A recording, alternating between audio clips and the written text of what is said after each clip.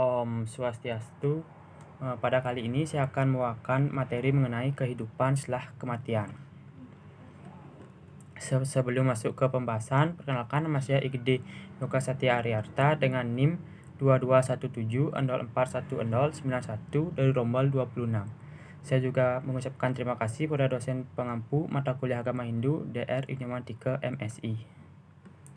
Langsung saja masuk ke pembahasan yang pertama, kehidupan dan kematian menurut agama Hindu. Manusia dalam agama Hindu merupakan kesatuan antara badan jasmani dan jiwa atau Atman yang menjadikan selalu terus berkembang. Menjadi manusia merupakan suatu hal yang paling utama karena manusia memiliki kemampuan untuk berpikir, berkata, dan bertindak. Kita sebagai manusia yang tinggal di dunia pasti akan terjadi kematian dan lahir kembali.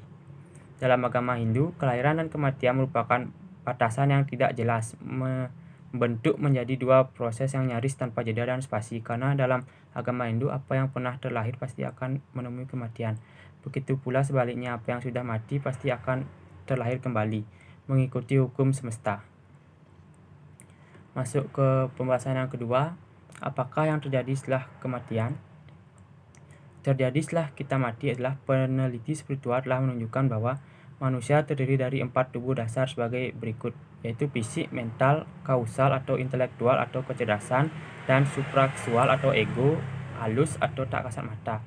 Ketika seseorang meninggal, tubuh fisiknya berhenti untuk hidup, namun sisa eksistensinya akan kesadaran terus berlanjut. Eksistensi orang tersebut minus tubuh fisiknya dikenal sebagai tubuh halus atau lingga deha, dan terdiri dari tubuh mental, kausal atau intelek, dan supraksual atau ego halus. Tubuh halus ini kemudian pergi ke salah satu dari 13 atau 14 tingkatan dalam eksistensi halus selain alam bumi. Materi selanjutnya mengenai 14 tingkatan alam eksistensi di alam semesta. Ada 14 tingkatan alam eksistensi utama di alam semesta ini. 7 tingkatan dalam alam positif dan 7 lainnya adalah alam negatif.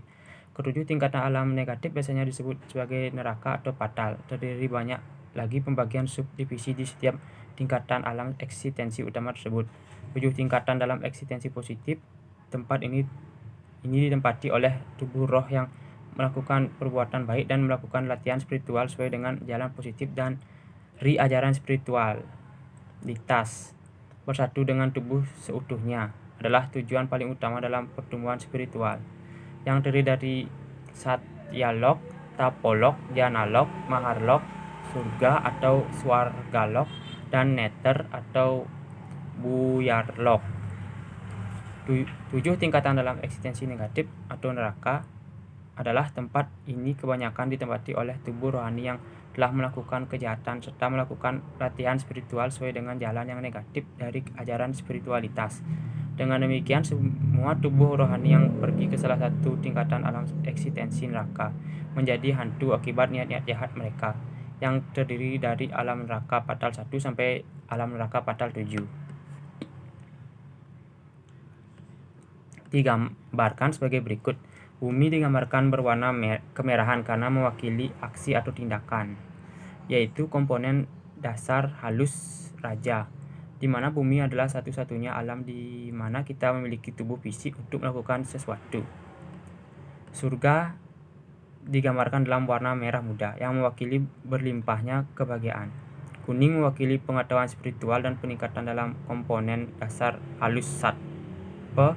Warna kuning ini akhirnya akan menjadi hampir putih pada tahap tertinggi yang menggambarkan kedekatan dengan prinsip Tuhan tak berwujud.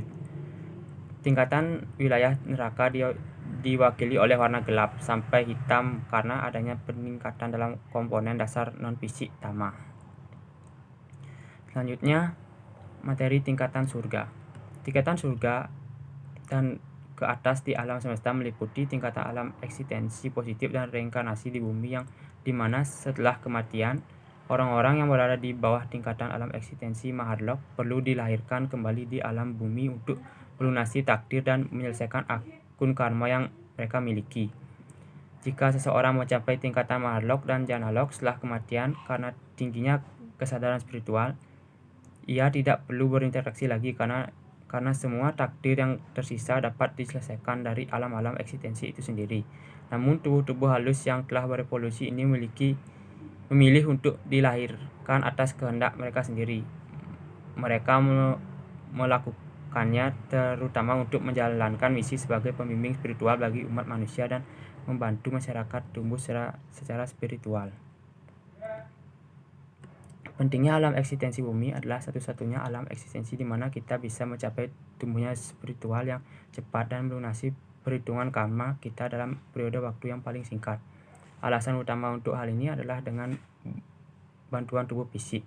Kita bisa melakukan banyak hal untuk meningkatkan pertumbuhan dan tingkat spiritual kita serta mengurangi komponen dasar non-fisik tama. Pertumbuhan spiritual kemungkinan besar hanya terjadi di wilayah-wilayah di atas tingkatan surga, misalnya tingkatan makhluk ke atas. Hal ini disebabkan karena tubuh halus di surga mengalami resiko akan terperangkap dalam kebahagiaan tanpa akhir yang ditawarkan di surga. Materi selanjutnya, tingkatan neraka. Tingkatan neraka sewaktu seorang pergi ke tingkatan lebih rendah dari neraka akibat semakin berkurangnya komponen dasar halus secara bertahap. Lingkungan menjadi semakin kurang kondusif untuk mengalami kebahagiaan. Dalam tingkatan dalam eksistensi neraka ada beberapa hantu atau iblis yang melakukan beberapa jenis latihan spiritual tertentu untuk mendapatkan kekuatan spiritual. Dalam hierarki para hantu yang tertinggi adalah penyihir dari tingkatan ke-7 neraka. Mereka memiliki kekuatan spiritual sangat besar yang hampir setara dengan orang suci. Pada tingkatan spiritual, mereka mengendalikan semua jenis hantu lainnya yang kekuatan spiritualnya lebih rendah.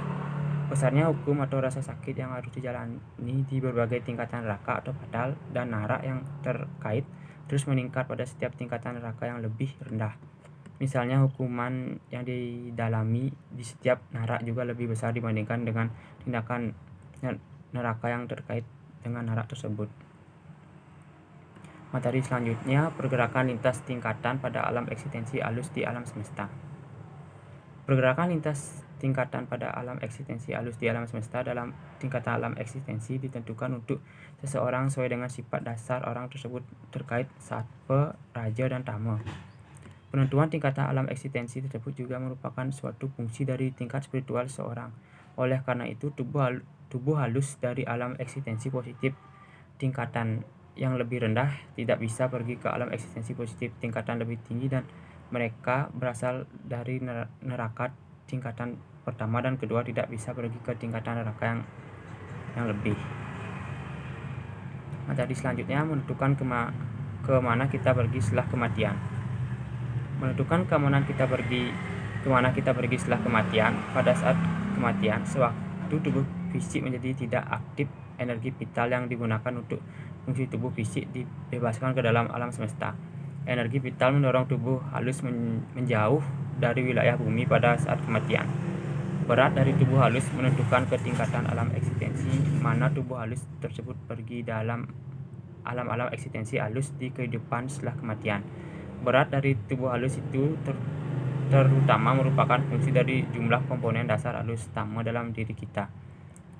Kita masing-masing terdiri dari 3 komponen dasar halus non-fisik atau tak kasat mata atau gunas. Komponen ini bersifat spiritual dan tidak dapat dilihat, tetapi mereka menentukan kepribadian kita. Ketiga komponen itu adalah sattva adalah kemurnian dan pengetahuan, raja adalah aksi dan gairah, dan tama adalah ketidaktahuan dan inersia. Semakin kita menampilkan karakteristik berikut yang menambah ke dalam berat kita dan berdampak pada tingkatan alam eksistensi kemana kita pergi dalam kehidupan setelah kematian. Pentingnya keadaan mental saat sebelum kematian karena keadaan mental saat menjelang ajal selain dari apa yang telah disebutkan di atas sangatlah penting. Keadaan mental kita pada umumnya berhubungan dengan proporsi komponen-komponen dasar non-fisik di dalam diri kita. Jika seseorang meninggal dunia seraya, cantik, atau sikir, ia akan mencapai tingkatan alam eksistensi yang lebih baik dibandingkan apa yang harusnya ia capai setelah kematian tanpa cantik. Sesaat sebelum kematian, jika seseorang mengucap dan merepetisikan nama Tuhan Yang Maha Esa dan juga dalam keadaan tersebut pada kehendak Tuhan, maka ia mencapai tingkatan alam eksistensi yang bahkan lebih baik dalam kehidupan setelah kematiannya. Perhentian sementara ditempuh dengan kecepatan cahaya. Hal ini disebabkan oleh karena orang yang berada dalam keadaan berserah di alam eksistensi bumi itu sendiri memiliki kemungkinan yang sangat kecil untuk meningkatkan egonya dalam kehidupan setelah kematiannya. Seluruh tanggung jawab atas kesejahteraan dalam kehidupan setelah kematian orang tersebut juga telah diambil alih oleh pembimbing spiritualnya yang telah berevolusi. Berikut ini adalah jenis-jenis perbuatan dalam kehidupan kita di bumi yang biasanya menempatkan kita dalam salah satu tingkatan neraka. Yang pertama, menyebabkan kerugian terbatas pada individu. Yang kedua, menyebabkan kerugian kepada sebagian masyarakat seperti menipu, mencemarkan makanan atau obat, kekerasan senjata api, menghasut orang lain, dan menyebabkan kerugian dalam bangsa dan negara. Materi selanjutnya, bunuh diri dan kehidupan di alam setelah kematian. Bunuh diri dan kematian di alam setelah kematian ada dua jenis kematian yang berkaitan dengan waktunya. Kematian akhir yang ditakdirkan ini adalah saat kematian tidak bisa dihindari oleh seseorang. Kematian yang mungkin terjadi ini adalah keadaan di mana seseorang kemungkinan dapat meninggal. Setiap orang dapat mengalami kemungkinan meninggal ketika orang itu hampir meninggal, tetapi dapat diselamatkan akibat dari pahala atau kebaikannya.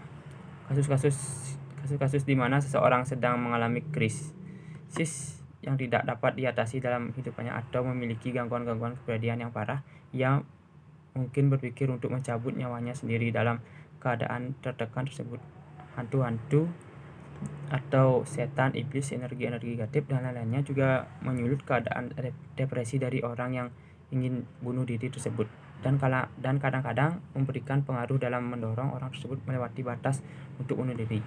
Namun bunuh diri tetap merupakan tindakan disengaja yang terjadi ketika seseorang sedang mengalami fase kematian yang mungkin terjadi sesuai dengan takdir mereka.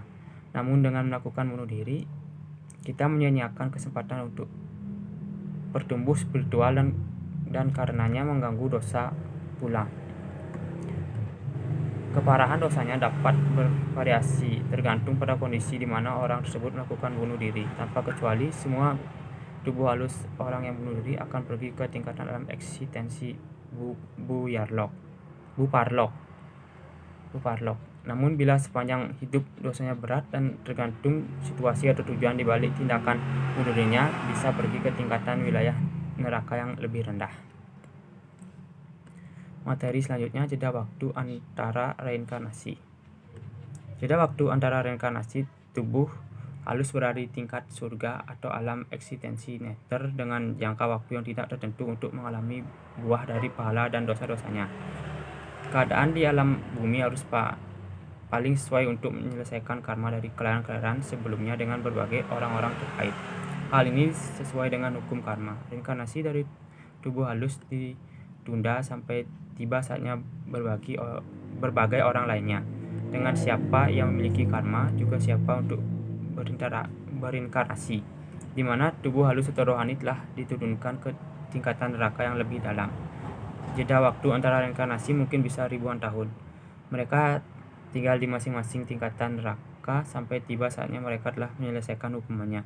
Ini berarti mereka akan mendekam di alam eksistensi neraka dalam kehidupan setelah kematian hingga pembubaran atau disolusi alam semesta.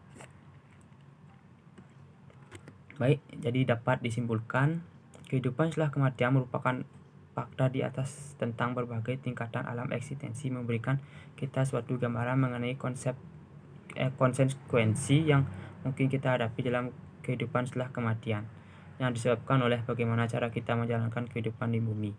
Hanya dengan latihan spiritual atau dengan kebaikan, seseorang dapat pergi ke tingkatan alam eksistensi yang lebih tinggi, dan oleh sebab itu dapat menghindari ketidakbahagiaan dan hukuman serta menikmati tindakan-tindakan kebahagiaan yang lebih tinggi.